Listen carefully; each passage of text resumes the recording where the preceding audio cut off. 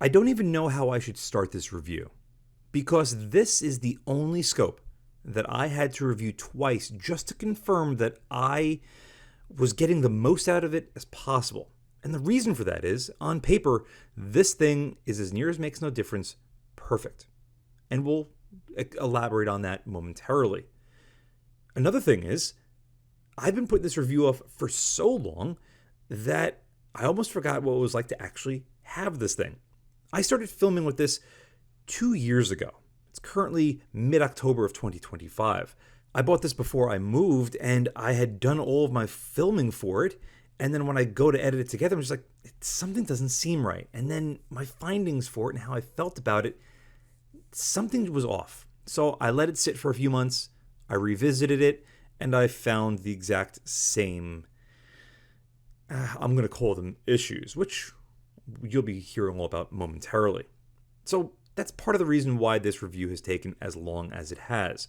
Not only that, this scope has been discontinued for quite some time, and even though this thing is not without its faults, it's really upsetting to hear that Primary Arms is probably not going to be introducing a new generation of GLX 416s, probably ever.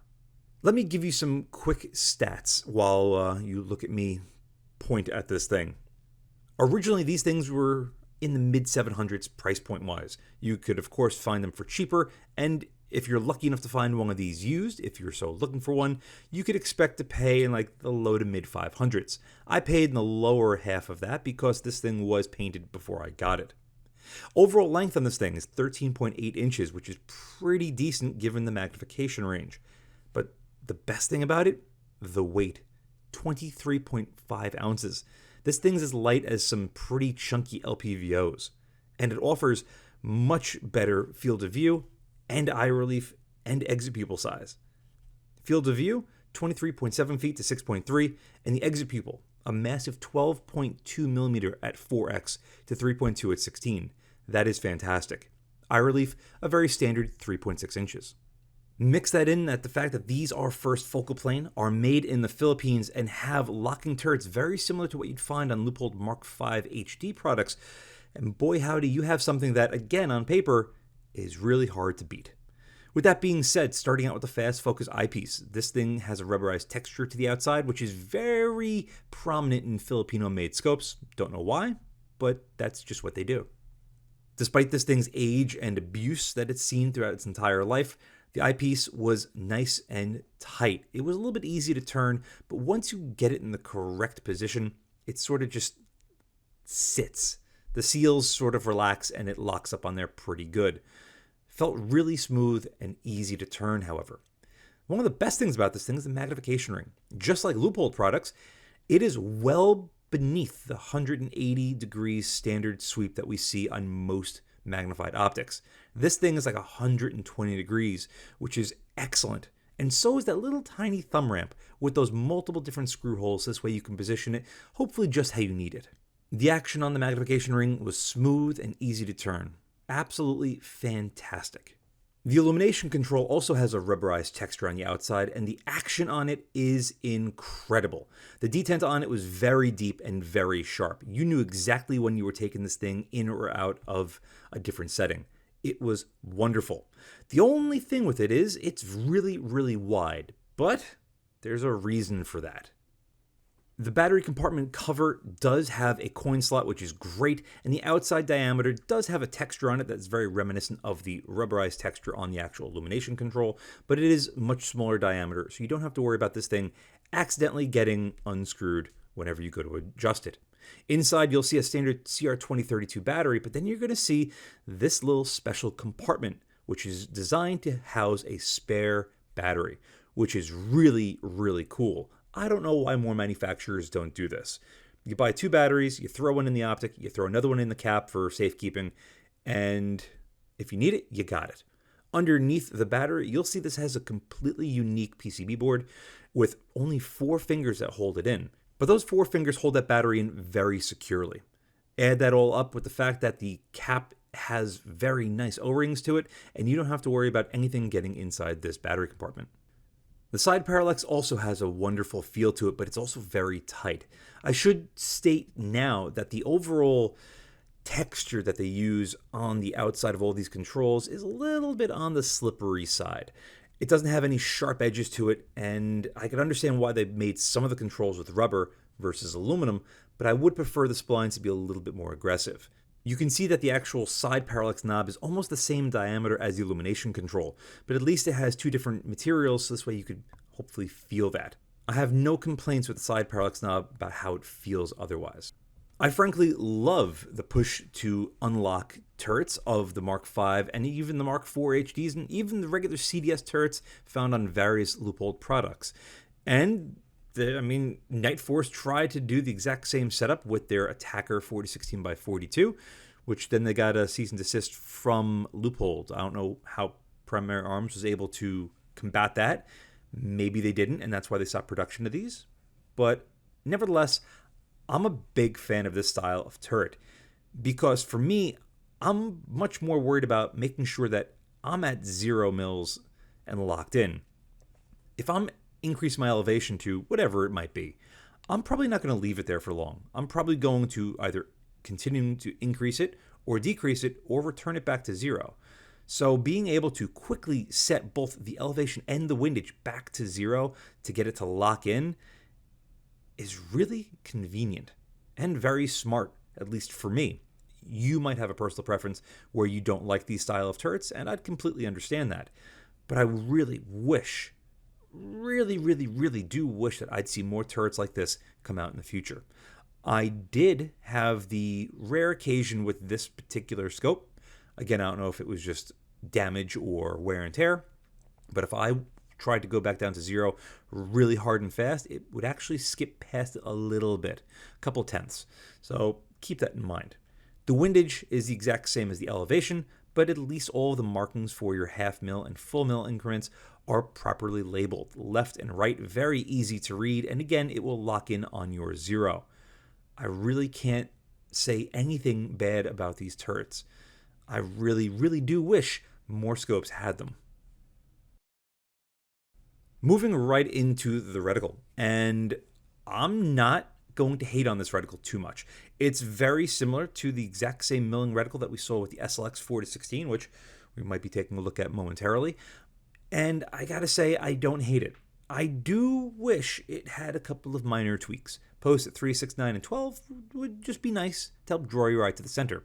But at least you have that large donut around that medium-sized chevron, so it'll draw your eye a little bit faster and closer in.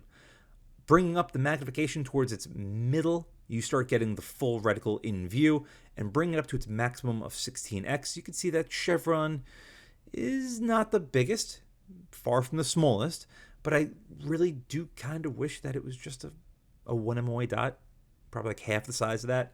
I really think that would be ideal, but Primary Arms, their infinite wisdom, is going to continue using chevrons, so probably expect that for the rest of time. The illumination on this is not bad in the slightest. In fact, I'd argue to say it's very good. One of the better setup illuminations for this magnification range. Tie that in with the very easy to read and very practical reticle, and this is a very solid combination. A couple of minor tweaks, again, I'd like to see different, but overall, I think this is a very nice reticle for the magnification range.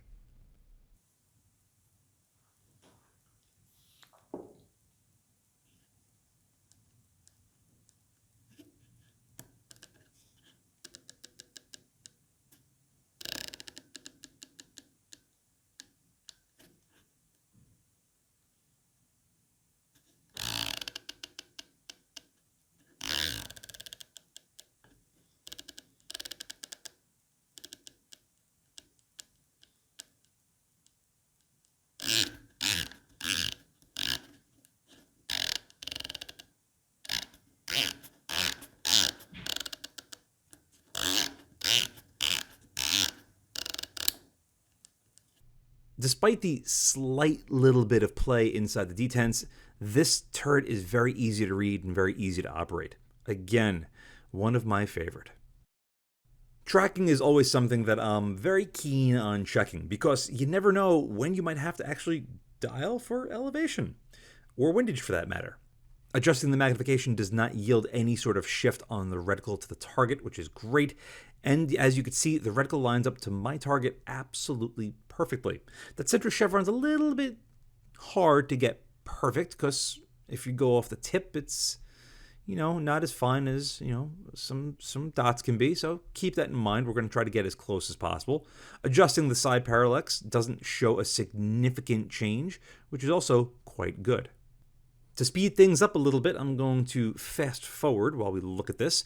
And we're going to do my standard usual 4 mils over, 4 mils up, reset the windage, and continue up with the elevation.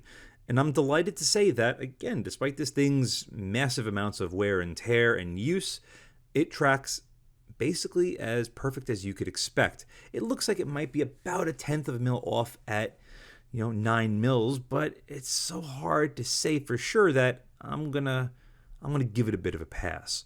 Overall, there was a little bit of shift to the eye box and the exit pupil, but a quick adjustment of the camera brought back all of the sharpness and clarity that we could ask for.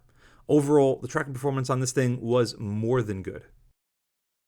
Like I told you in the beginning of this video, I've had this scope, or at least I had this scope quite some time ago. I was still in the apartment, and I was still able to focus on my 30-yard power transformer. Oh, those are the days. Then I got a house, and oh my God, the amount of work that it requires and expenses. Anyway, illumination out here on this overcast day was stupendous. With the side parallax set as close to 30 yards as I could possibly get, the image doesn't look all that bad. Cropping the image so we could take a much closer look, and you can see that we see a fair amount of information. The flag looks really good, the text underneath it looks really good, but there's a bit of chromatic aberration starting to creep up on those power lines at the 9 o'clock position. Not ideal, but these are actually very harsh lighting conditions. I've always found that when you have intermittent sun and very heavy cloud coverage, you start getting really peaks and valleys as far as overall brightness goes, and things can start to look funky. But let's focus on our 300-yard or so brick building. It's actually been so long I can't remember the exact distance. Quick adjustment of the side parallax. I get it to where it should be. I want to say it was 320 yards. It's probably about right. And then I slowly increase the magnification to see if it's going to work out in our favor. Before we bring it all the way up to 16x, let's pause at 10x, because I'm a big fan of the 10x magnification on varying scopes, even fixed powers for that matter. Here, at 10x at 320-ish or so yards, everything looks sensational. The bricks in center to the outside edge, everything looks really sharp and clear. That tree to the 9 o'clock position is about 200 yards, and the trees behind the brick building are roughly like 5 or 6, and then behind that the power towers are in the 700 to 800 yard range. This is an absolutely stupendous looking image. Everything is sharp and clear. There's no loss of sharpness or clarity, but then we increase it to 16x. And as you can see, things get a little bit soft and milky.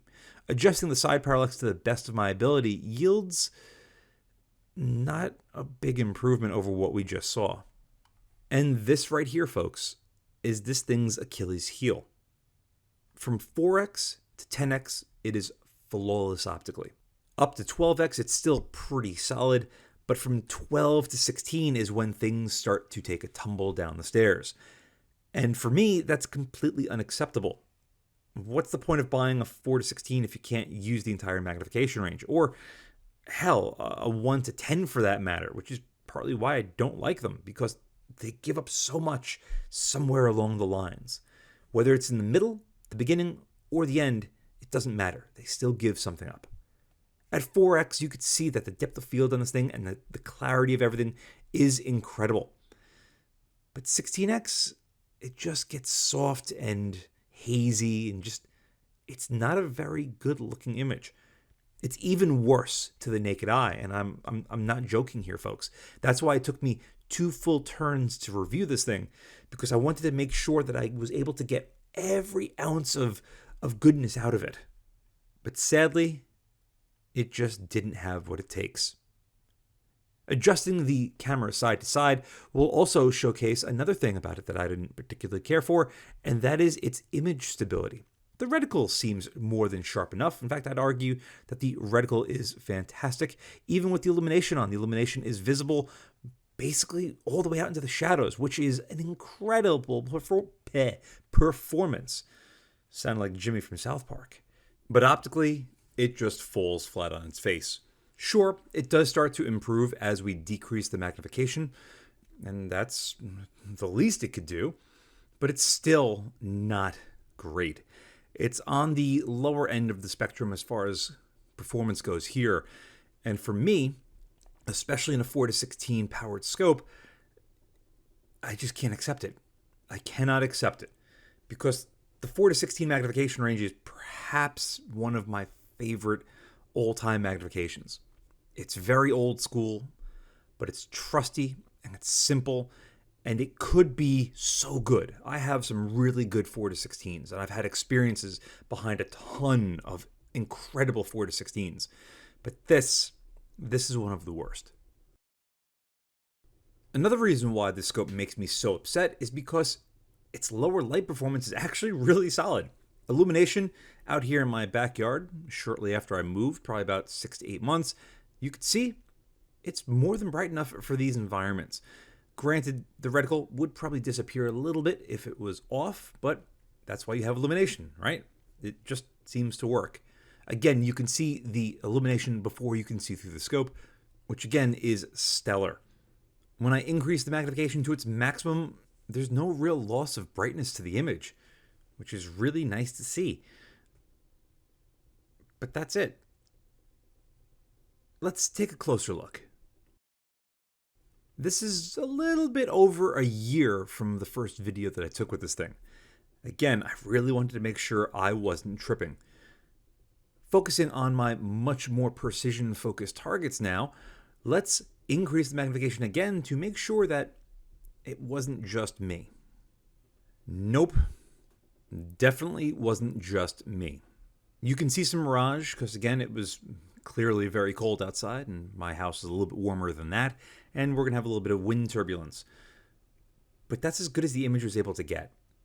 Very, very low levels of clarity at 16x. It's just so upsetting.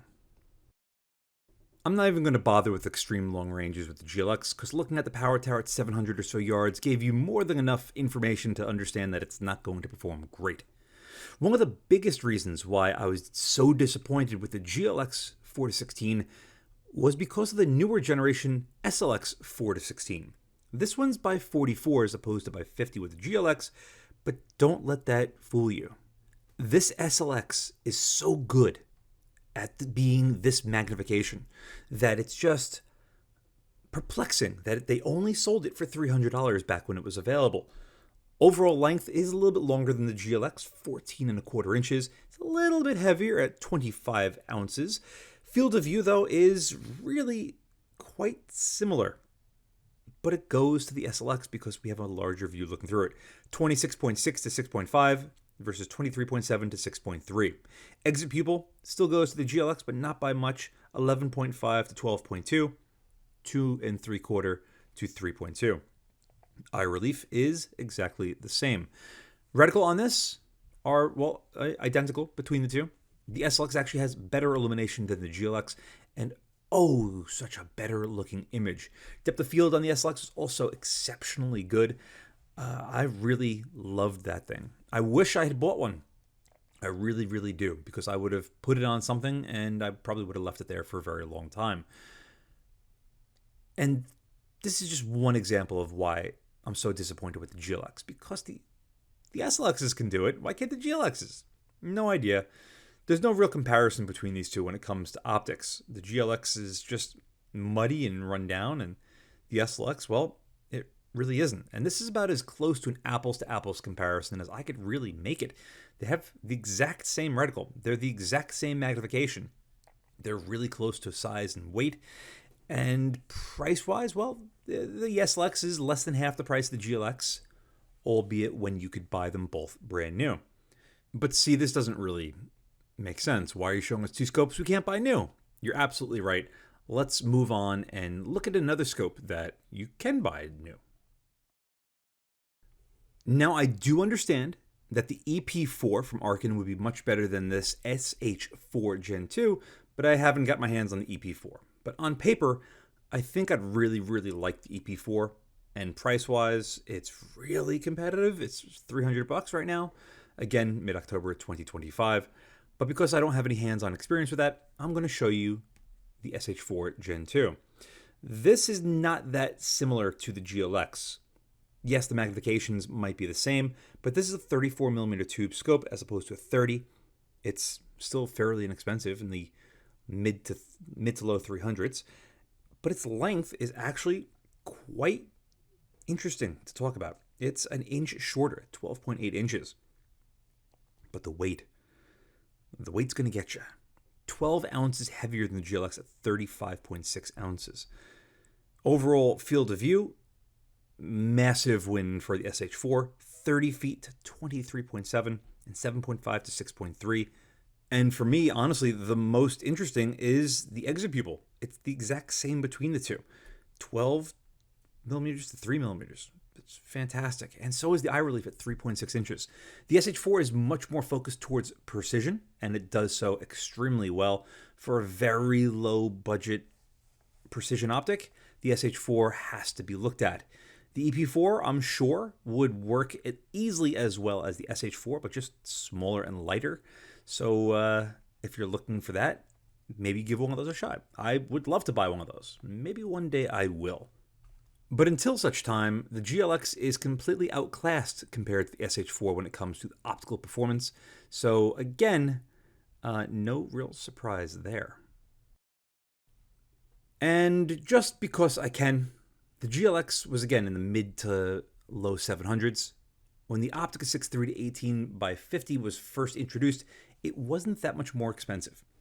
And instead of getting a 4 to 16, now you're getting a 3 to 18, which is arguably better because you're getting more magnification down low and more magnification up high.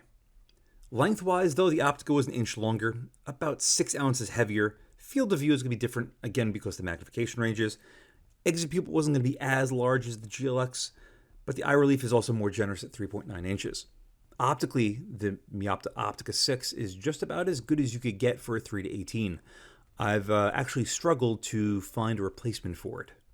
Not that I'm actively trying to replace the optic on my Tikka CTR, but I am trying to see if other scopes can really compare for the price point. Nowadays, being mid-October 2025, yet again, the prices on the Optica 6 are near as makes no difference $1,000, but at least they are available. For a very long period of time during like mid to late COVID, they were unobtainium. You couldn't find them to save your life. At least now they are available. And so are the Mia Pro R6s, which maybe I just bought one. We'll see how it compares to the Optica.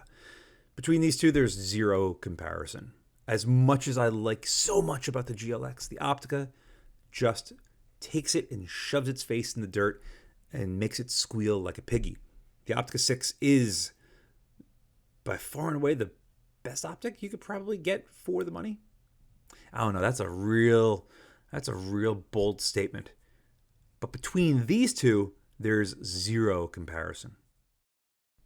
You know, I was going to include more comparison videos. But why? Why should I even bother? This scope has so much going for it, but yet it just missed the mark. Now, some would argue, but see, didn't you also review the GLX 2.5 to 10? Yes, I did, after the fact that I had gotten this. They are the exact same vintage, they're the same exact family, and I have to say the 2.5 to 10 I feel is a better optically than this 4 to 16, which just further reinforces why I'm so upset with this optic. Because on paper, from the outside looking in, this scope is perfect. But the optics just weren't up to snuff. Maybe if it was just hazy at 16, but like at 14 and 15, it was more than acceptable and the image stability was better, I probably would have just been able to say, you know what, I'll deal with it and really enjoyed this optic and owning it. But it just frustrated me so much because every time I got behind it, I would always say, this should be so much better. On camera right now, it doesn't look that bad at 100 yards. But to the naked eye, it just seemed poor. When something really frustrates me like this, I can't accept it. I get rid of it, even if it ticks so many boxes. Recently, I've been going through a watch binge. I've bought and sold more watches than I can count, and that's because I'm looking for the one watch. Haven't found it yet. I've gotten some that are really, really close, but again, they're just that little bit of annoyance. There's a little bit of something that I'm not too keen on. And for me, that's an instant DQ. Anyway, this was an interesting review. I've been putting this off for a very, very, very long time, and it's good to finally get it off my chest. Primary arms, if you are listening, which I highly doubt you are, the new generation GLX 3-18 does not compare to the overall setup, features, and joy of end user experience from this 4-16. Optically, it is better than this, but there is nothing like this thing's size, weight, and its overall controls. Please, please, oh please, bring back a Filipino-made 4-16 just like this, but with better optics and revised controls, and you would sell a ton of them. With all that being said, a very huge thank you for all of you for staying tuned, for watching this video, because it actually was hard for me to make this. Anyway, I'll catch you on the next one. And a huge thank you to my Patreon providers and my Subscribe Star subscribers. Without you, this truly wouldn't be possible. If you'd like to support my channel but don't want to join either of those, I completely understand. But you could still help by using my affiliate links in the description below, and or like, share, and subscribe as always. Again, thank you very much.